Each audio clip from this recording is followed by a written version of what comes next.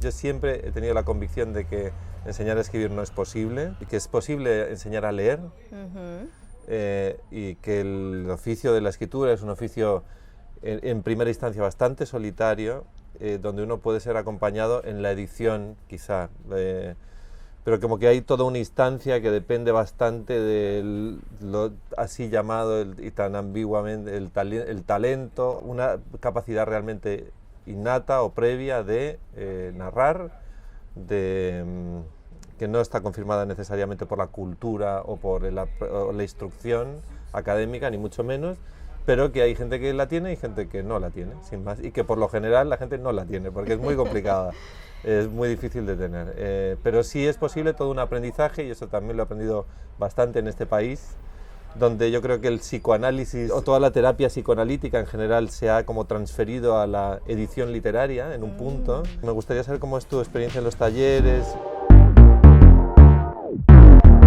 Bienvenidos a Correspondencias, un experimento entre escritores que están listos para mostrarse las cartas.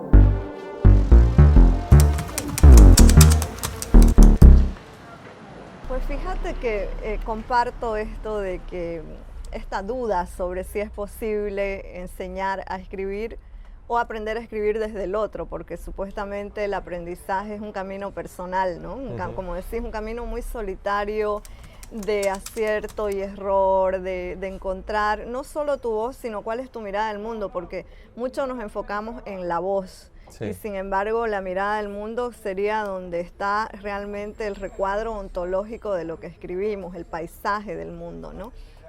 En mis talleres, que yo vivo económicamente de mis talleres, ese es mi trabajo material en la vida, y que he tenido la suerte como de conjuncionarlo con mis propias búsquedas, porque yo aprendo de mis talleres, estudio un montón, me he creado un método de dar talleres que, como decís, tiene que ver también con compartir tus formas de leer, tus intereses, y que tus talleristas vean si pueden encontrar en tus intereses un diálogo, una interlocución, ¿no? Sí. Pero lo que sí creo, y me encanta esto que decís del psicoanálisis, porque el psicoanálisis ha creado como estructuras narrativas. Para empezar, muchas de las literaturas del yo tienen como esta vertiente que viene del psicoanálisis, ¿no?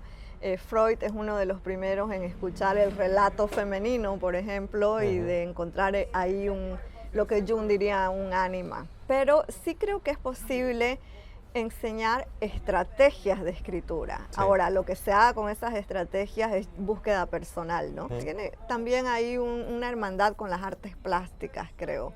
Sí. De mostrar, ¿no? Sí. Una cosa que sería interesante analizar es cómo culturalmente se ha adoptado el papel del editor, ¿no? Tú que vives en Estados Unidos, yo estuve también unos años viviendo en Estados Unidos, y es muy interesante cómo en Estados Unidos el papel del editor es absolutamente profesional. Los escritores tienen una conciencia totalmente profesional de su escritura, y la labor del editor está como incluso previa al libro, ¿no? Ellos están hablando del libro literalmente mientras lo escriben todo el tiempo, durante todo el proceso. Y eso para mí es pernicioso, ¿no? Porque de repente acaba generando una literatura nacional, como es la norteamericana, yankee, gringa, donde todos los libros están extraordinariamente uniformados, donde los libros son muy parecidos realmente unos a otros. En el arco opuesto estaría, yo creo, como el editor europeo tradicional, francés, alemán, español, donde prácticamente no se tocan los textos más que en 2 o 3 detalles, porque el autor es un genio que llega ya con su obra y es intocable, y encima si le tocan algo se enfurece. Yo creo como que los editores latinoamericanos están como encontrando realmente el término medio. Agarrar un libro en un estado final, en un primer manuscrito, un primer borrador, y trabajar con ese primer borrador para conseguir hacer como finalmente un buen libro, ¿no? Que es lo que hace básicamente el terapeuta psicoanalista, ¿no? Es ayudarte a construir la narración que tú deseas hacer, no la que desea el terapeuta, sino la que deseas tú, pero para que la que no tienes herramientas del todo, porque en realidad no sabes del todo lo que querías decir, ¿no? Con Magela Buduán y Mariana Ríos, mis amigas con las que llevamos adelante Editorial Mantis, tratamos de ser un poco ese tipo de editoras, ¿no? Cuesta, porque hay que también dialogar con el temperamento de cada escritora y saber hasta dónde es posible opinar, respetar muchísimo ese proceso de intervención que tenés en un texto. Sí. Hemos sugerido, por ejemplo, cosas que son más externas al texto mismo, como el orden de un libro, Sí. el índice, el cambio de un título, ¿no? O a veces solo un adjetivo, porque también creo que tenemos una concepción sagrada de la escritura, ¿no? Como sí. que la escritura es un templo en Sí. esa soledad de la que hablamos, en la que para que otro entre a ese proceso de escritura, primero te lo tienen que pedir y luego te tienen que abrir la puerta y decirte, entra y mira qué se puede hacer con mi texto, ¿no? Cuando hay una intermediación económica, a veces hace posible que esa mirada esté también con este velo de lo profesional y sea más fácil de aceptar por el escritor. Te están pagando y estás tratando de ser honesta en tu opinión. En el psicoanálisis ya sabes que la transacción económica es esencial.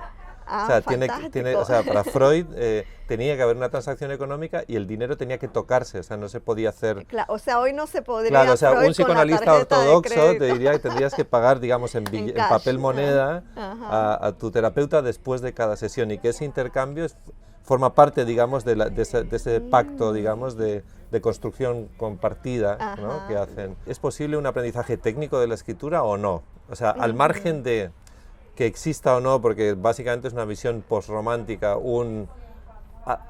alguien iluminado por algo, una instancia que de repente genera una obra que es casi intocable o intocable. Uno puede enseñar a leer técnicamente un texto, ¿no? Sí. Y yo creo que esa es la labor de los talleres de escritura, enseñar a leer técnicamente, ¿no? Porque uno lee placenteramente, de una manera desinhibida y obviamente no percibe esas cosas, ¿no? Pero cuando se pasa del inconsciente al consciente toda la parte técnica de la escritura, uno realmente aprende, digamos, muchas estrategias, como dices tú, ¿no? Sí, sí, pero entonces ahí también surge la pregunta, ¿cómo aprendimos? Y seguimos aprendiendo, por supuesto, pero ¿cómo empezamos a aprender a escribir vos y yo, ¿no? Yo creo que sigo aprendiendo a escribir leyendo 2 veces el mismo texto. Creo que la lectura repetida, la relectura es una técnica de aprendizaje, ¿no? Sí. Como decís, primero leer por placer y ver cómo el texto te hipnotiza, te seduce. La seducción para mí es un termómetro fundamental, digamos, hacer que no se duerma el lector, o que se duerma, pero que sueñe con tus personajes, ¿no? Lo bonito, digamos, de la escritura en ese sentido es que todo vale. Todo vale, tú ves, por ejemplo, un escritor que es un escritor de edición como Borges, ¿no? Que solo tiene, o sea, un texto de Borges solo puede escribirse con 58 ediciones una detrás de otra en relecturas consecutivas durante periodos muy largos para hiperconcentrar un texto salvajemente. Tan es así que cuando Borges deja de ver y escribe al dictado y corrige y edita al dictado, ya no es Borges, es otro autor mucho más mediocre, obviamente, porque Borges solo puede ser Borges viendo, digamos, ¿no? Y sin embargo, ves otros autores como Henry James, que es un tipo que empieza a dictar sus libros. Los mejores libros de Henry James son dictados, no escritos, ¿no? Quiero decir que la naturaleza de la escritura, que es completamente amorfa, no admite una respuesta única al tema de cómo es el aprendizaje de la escritura, cómo es la edición o cómo es todo, ¿no? Y también está el factor placer, ¿no? Exacto. Pasa, por ejemplo, que yo pienso, la escritura misma, para mí, es sufrida. La escritura misma es implicar, inventar, y la invención es un esfuerzo que hasta te hace sudar corporalmente, es decir, escribís con tus procesos corporales, ¿no? Con tu cansancio, con tu dolor de espalda. Este proceso para mí es sufrido. Cuando estoy en proceso de edición del texto, de pulido, hay un placer distinto. Es como tener una casa levantada y te toca amoblarla, ¿no? Y el mueble, hay algo de sibarita en ese trabajo de quitar comas, poner comas, cortar párrafos. Ahí es muy está divertido, me parece muy divertido oírte decir esto porque para mí es justo al revés. Sí. Para mí, digamos, el parque de atracciones es el primer borrador y la tortura china es la edición. Ah, bueno, sí, o sea, es como que ese primer impulso así como de escribir el texto yo creo que es la parte de que más me divierte, y la edición, que obviamente no sé, pues si no, no sería un texto literario, eso para mí es como la tortura. Tú sabes que había un pintor, Santiago Rusiñol, que cuando presentaba los cuadros en la galería, iba por las noches, cuando cerraban la galería y estaba ya la exposición cerrada, iba por las noches a dar así retoquecitos, ¿no?, a los cuadros. Vamos a dejarlo, parece que lo vamos a dejar aquí. Sí. Luego continuamos en el bar. Dale, hay mucho para seguir hablando.